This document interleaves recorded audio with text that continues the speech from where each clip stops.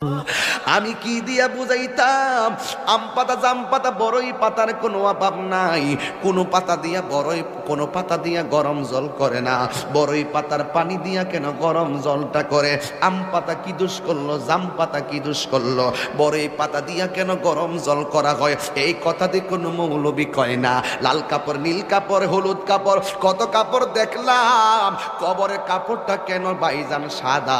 এই সাদা দিয়া কেন দাফন করা হয়? এই কথা দিয়ে পৃথিবীর কোন মৌলবি কয় না রে। এ আমার যুবক,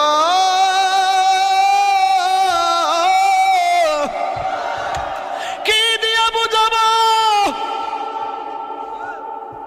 কবরটা কেমন ডেঞ্জারাস? কি দিয়া বুঝাবো মরণটা কত কঠিন? কি দিয়া বুঝাবো তাহিরের যে একটা দিন চলে যাওয়া মানে হলো আমার জীবন থেকে চিরদিনের জন্য দিনটা চলে গেছে। কোটি টাকা দিয়েও এই ঘন্টার সময়টা আনতে পারতাম না। এখন আমি শ্বাস ফালাইতাছি, একটা টাকা বিল দেওয়া লাগে না। নদীর পারে হাওয়া খাই, বিল দেওয়া লাগে না। পল্লী বিদ্যুতের ফ্যান বাতাস খাইলে বিল দেওয়া লাগে। আইসিইউতে ঢুকে গেলে দিনে 50,000 টাকা গোনা লাগে। আমার আল্লাহ যে কত নিয়ামতের বাতাস আমরা ঢুকাইতেছে, বাইরে কইরাইতেছে, একটা টাকা বিল নেই না। আল্লাহ কয় বিল লাগতো না, শুধুমাত্র তোরা 5 বার আইসা কপালটার মাটির মধ্যে লাগাইয়া দিবি। সুবহান রাব্বিয়াল আলা বলবি। দুনিয়ার মালিকের ডিউটি 20 দিন না করলে 20 দিনের বেতন কাটা। আর আমার আল্লাহ তোরা হাজিরা দিছে দৈনিক 5 বার। 1 মাসও হাজিরা দেও না, 2 মাসও দেও না, মাঝে মাঝে সিটারি হাজিরা দাও। কিন্তু আমার আল্লাহ ইচ্ছা করলে তোমার গলার মধ্যে কাটা লাগাইয়াও আমার আল্লাহ রিজিকটারে বন্ধ করে দিতে পারে। এরপরও আমার আল্লাহ রিজিক বন্ধ করো না কেন জানো নি?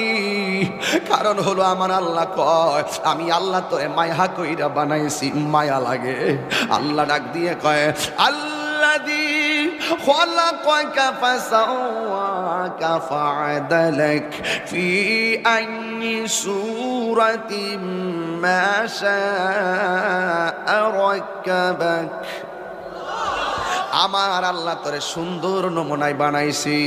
এই জন্য আমার আল্লাহকে খলাকতু বিয়াদাইয়া, আল্লাহ এই চেহারাটারে নিজের হাতে বানাইছে। আল্লাহ বলে মিনহা খলাকনাকুম, আমি এই মাটি থেকে তোরে বানাইছি, মানে আদম রে বানাইছে। আদম হলো ডাইরেক্ট মাটি দিয়া তৈয়ার, আমরা কইলাম মা বাবার নুতফা দিয়া তৈয়ার।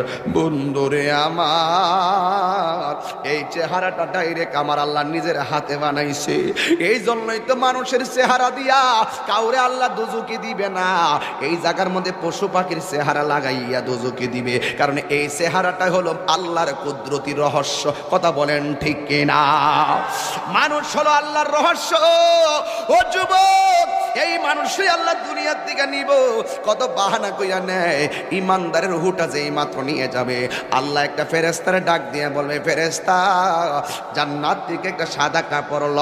একটা সাদা কাপড় লইব, সাদা কাপড় লইয়া বলবে ইমানদারের কাছে যাও। রুহুটা আজরাইলে বের করার সাথে সাথে ওই রুহুটারে তুমি কাফন দিয়া বাইন্ডিং কইরা ফালাইবা। ও যুবক, এমন ভাবে রুহুটারে বাইন্ডিং করব, এমন ভাবে বাইন্ডিং কইরা আসমান দিকে উড়াইয়া লইয়া যাইব, দেখতেই তো বড় ভয় লাগে। এমন ভাবে বুঝি তাহিরিরে বাইন্ডিং করব, এমন ভাবে বুঝি আপনারে বাইন্ডিং করব, দেখলই তো কেমন জানে লাগে, দেখলই তো কেমন জানে লাগে। এইভাবে বুঝি আমার বাইন্ডিং করব। আল্লাহ বলে আজরাইল, হো আজরাইল রুহুটা লো। আবার কো জান্নাতের ফেরেশতা আমার ইমানদারের রুহুটারে জান্নাতের সাদা কাপড় দিয়া বাইন্ডিং কইরা ফালাইবি। এবার ফেরেশতা এসে বাইন্ডিং করে কইরা আসমানের দিকে একটা উড়াল মারে। এবার আসমানে যায়, প্রথম আকাশের ফেরেশতা কই, ও ফেরেশতা যাওয়ার সময় দেখছি তোমার কোনো গ্রাণ নাই, কিন্তু এখন কোথায় থেকে খুশবু আসতেছে? কই এটা হইলো কথার কথা বলতেছে আর কি। যদি বাড়ি উড়ার ইমানদার হয় এমনে বলবে, এটা হইলো বাড়ি উড়ার ইমানদারের রুহু লইয়া যাইতেছি। সাথে সাথে প্রথম আকাশের ফেরেশতা এই রুহুটারে সালাম দিব, এবার দ্বিতীয় আসমানে গেলে সালাম দিব, তৃতীয় আকাশে গেলেও সালাম দিব, চতুর্থ আকাশে গেলেও সালাম দিব, পঞ্চম আকাশে গেলেও সালাম দিব, ষষ্ঠ আকাশে গেলেও সালাম দিব, সপ্তম আকাশে গেলেও সালাম দিব রে বাবা। এবার যাওয়ার পরে আমার আল্লাহ ডাক দিয়া কয়, ও ফেরেশতা আর সামনে নিস না, আমি আল্লাহ ইমানদারের জন্য একটা বাড়ি বানাইছি। আর সামনে নিস না গো, আমি আল্লাহ একটা বাড়ি বানাইছি। কয় বাড়িটার নাম কি? বাড়ির নাম হলো, কোরআনের ভাষায় হলো ইল্লিন। এই রুহুটারে ইল্লিনে রাইখা দে। আর এই দিক দিয়া বাড়ি উড়ার, এই আমার বাবার বডিটারে বাইন্ডিং করবার লাইগা বাড়ি উড়ার দোকান থেকে সাদা কাপড় আইনা বডিটারে বাইন্ডিং করলো। মানুষ আইব রে, এক নজর দকিতে মানুষ আইব রে। বিষয়টা দিছেন খুব কঠিন। মানুষ আইব রে, এক নজর দেখিতে মানুষ আইব রে।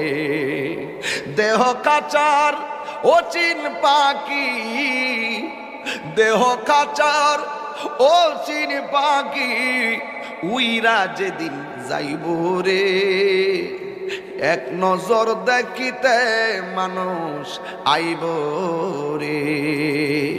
এইভাবে আপনার বডিটারে দেখবার লাগে কত মানুষ আইব।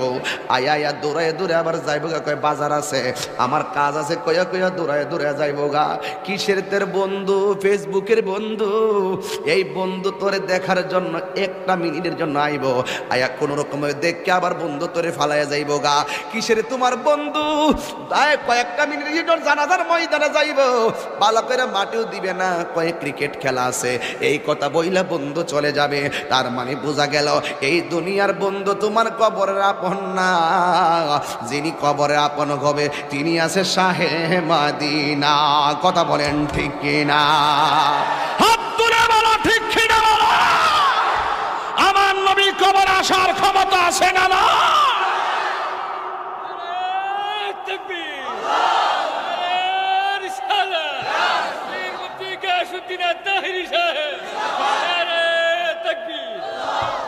আল্লাহু আকবার বলেন। এবার ইমানদারের রুহু হলো ইল্লিনে, বডি হলো বাড়িউরা। ইমানদারের রুহুরে বাইন্ডিং করে লইয়া গেছে জান্নাতের কাপড় দিয়ে আমার আল্লাহ। আর এই বাড়িউরার ইমানদারের বডিটারে বাইন্ডিং করবার লাগে বাড়িউরার কাপড় না কবর লয়ে যেতেছে।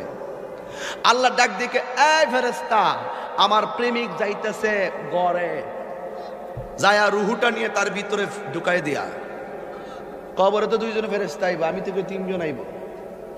ওই একজন আগে রুহু দিয়ে যাইবো গা, দুইজন আগে প্রশ্ন করবো, জোরে কন্যা সুবহানাল্লাহ। সপ্তাহ কোন যাইতো না।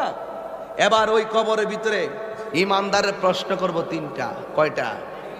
রসুল বলেন, মৃত্যু যেমন সুখ, মৃত্যু যেমন দুঃখ, কবরও তেমন দুঃখ, কবরও তেমন সুখ, হাসরও তেমন সুখ, হাসরও তেমন দুঃখ। দুঃখের রাস্তা, সুখের রাস্তা, আমরা চাইব কোন রাস্তা? তো সুখের রাস্তা চাইলে তো সুখের কাজ করা লাগবে। কারো কারো জীবনে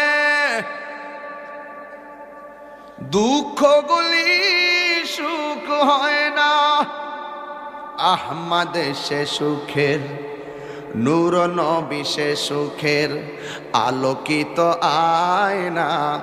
তার রঙে রঙিন হলে দুঃখগুলি আর দুঃখ রয় না সবার জীবনে। আল্লাহুম্মা সাল্লি মাওলানা মুহাম্মদ ওয়া আলা আলি সাইয়্যিদিনা